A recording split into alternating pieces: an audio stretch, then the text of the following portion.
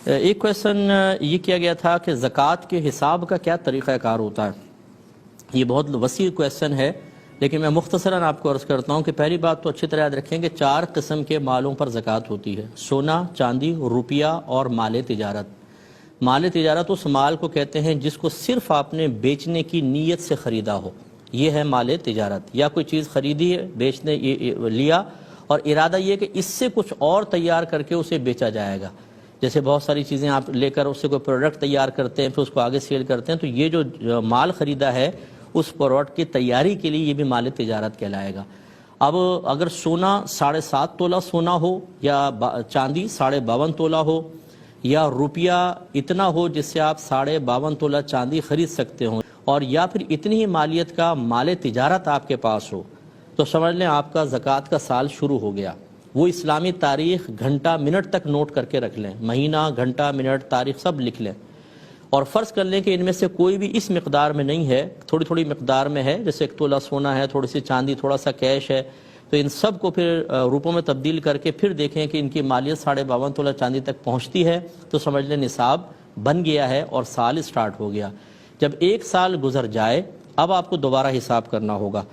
1 سال کے درمیان میں کتنا آیا کتنا گیا اس سے کوئی اعتبار نہیں۔ اگر کوئی آیا ہے اور وہ فرض کر لیں سال کے اختتام سے 1 دن پہلے آیا ہے تو اسے بھی کل مال کے ساتھ ملا کر اس پر بھی گویا کہ سال گزر گیا، اس پر زکوٰۃ دینی ہوگی۔ اب جب سال کا اختتام ہو جائے، وہی تاریخ وہی مہینہ آ جائے، جیسے آپ نے 1 رمضان کو لکھ لیا کہ میرا نصاب مکمل ہوا،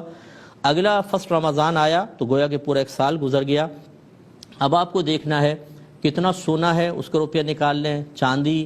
کیش، مال تجارت۔ کیش کے اندر جو ہے وہ پرائز بانڈ بھی آئیں گے، شیئرز آئیں گے، اور کوئی آپ نے ایسی اسکیم میں پیسہ ڈالا ہوا ہے کہ جس میں صرف پیسہ رکھا ہوا ہے اور کچھ نہیں، وہ سب اس میں آئے گا۔ اسی طرح بعض اداروں میں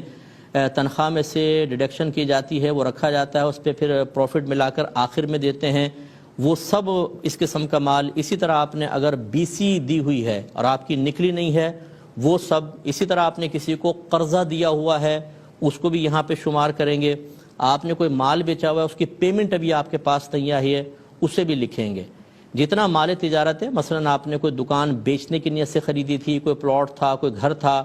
اس کی موجودہ مارکیٹ ویلیو نکلوائیں، 2-3 پراپرٹی ڈیلر سے نکلوا لیں، اوسط جو قیمت ہو وہ اس میں ایڈ کر دیں، اس کا ٹوٹل نکال لیں۔ ٹوٹل نکالنے کے بعد دیکھیں کہ آپ کے اوپر اگر کسی کا قرضہ ہے اور فوری طور پہ آپ کو ادا کرنا ہے، جیسے اس مہینے کی BC ہے، یا کوئی انسٹالمنٹ بھرنی ہے، یا بینک کو کوئی پیمنٹ دینی ہے،